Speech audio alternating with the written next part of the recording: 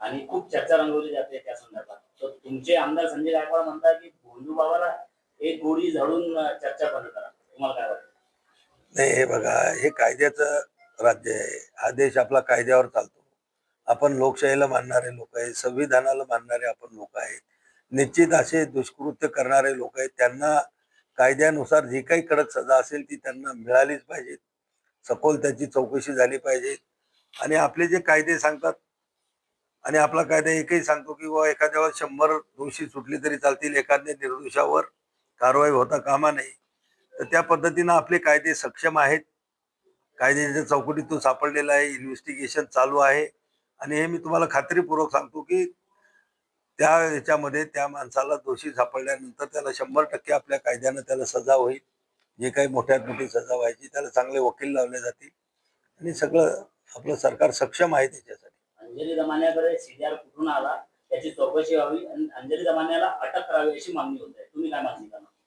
नाही, हे बघा, ही लोकशाहीमध्ये बोलण्याचं आणि लिहिण्याचं स्वातंत्र्य दिलेलं आहे आपल्या लोकशाहीने. आता त्याचा वापर कोण कुठं कितपर्यंत कसा करायचा हा ज्याचा त्याचा भाग आहे, आणि त्याच्या नावाखाली सगळं चालतं.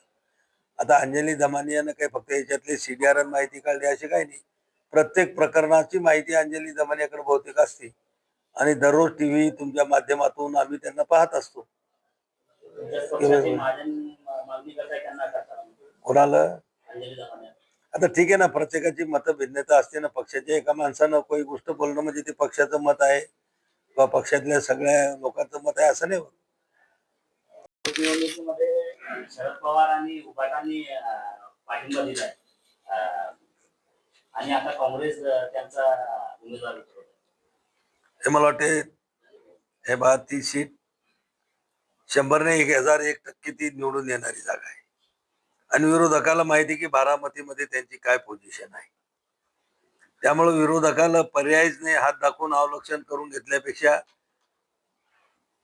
त्याचं क्रेडिट घेण्याचा प्रयत्न कदाचित त्यांचा असू शकतो. म्हणून त्यांनी पाठिंबा दिला असेल. तिथं कोणीही उभं राहिलं, काही राहिलं, तुम्ही तो बगर प्रचार करता सुद्धा सुमित्राताई पवार त्या ठिकाणी विजयी होतील. याच्याबद्दल कोणाच्या मनामध्ये शंका असायचं कारण.